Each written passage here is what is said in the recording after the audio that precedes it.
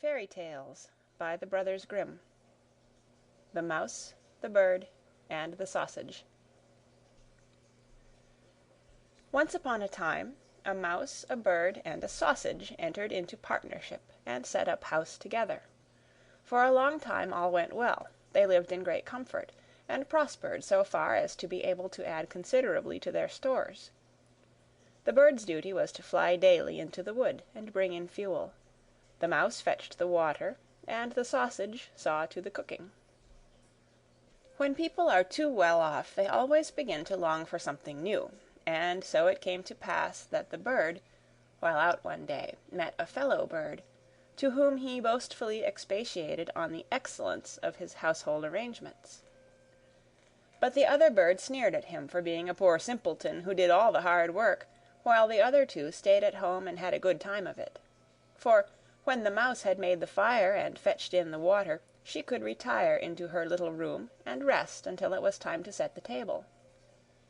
The sausage had only to watch the pot to see that the food was properly cooked, and when it was near dinner time, he just threw himself into the broth, or rolled in and out among the vegetables 3 or 4 times, and there they were, buttered and salted, and ready to be served.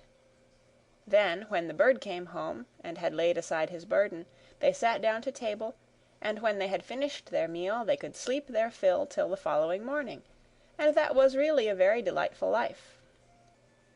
Influenced by those remarks, the bird next morning refused to bring in the wood, telling the others that he had been their servant long enough, and had been a fool into the bargain, and that it was now time to make a change, and to try some other way of arranging the work. Beg and pray as the mouse and the sausage might, it was of no use. The bird remained master of the situation, and the venture had to be made. They therefore drew lots, and it fell to the sausage to bring in the wood, to the mouse to cook, and to the bird to fetch the water. And now what happened?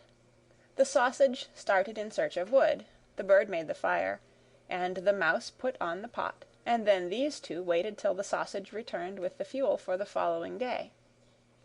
But the sausage remained so long away that they became uneasy, and the bird flew out to meet him. He had not flown far, however, when he came across a dog who, having met the sausage, had regarded him as his legitimate booty, and so seized and swallowed him. The bird complained to the dog of this barefaced robbery, but nothing he said was of any avail, for the dog answered that he found false credentials on the sausage, and that was the reason his life had been forfeited. He picked up the wood and flew sadly home, and told the mouse all he had seen and heard.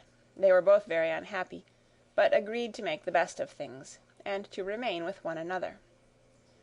So now the bird set the table, and the mouse looked after the food, and, wishing to prepare it in the same way as the sausage, by rolling in and out among the vegetables to salt and butter them, she jumped into the pot, but she stopped short long before she reached the bottom, having already parted not only with her skin and hair, but also with life. Presently the bird came in, and wanted to serve up the dinner, but he could nowhere see the cook. In his alarm and flurry he threw the wood here and there about the floor, called and searched, but no cook was to be found. Then some of the wood that had been carelessly thrown down caught fire and began to blaze. The bird hastened to fetch some water, but his pail fell into the well, and he after it, and as he was unable to recover himself, he was drowned. The end of The Mouse, the Bird, and the Sausage.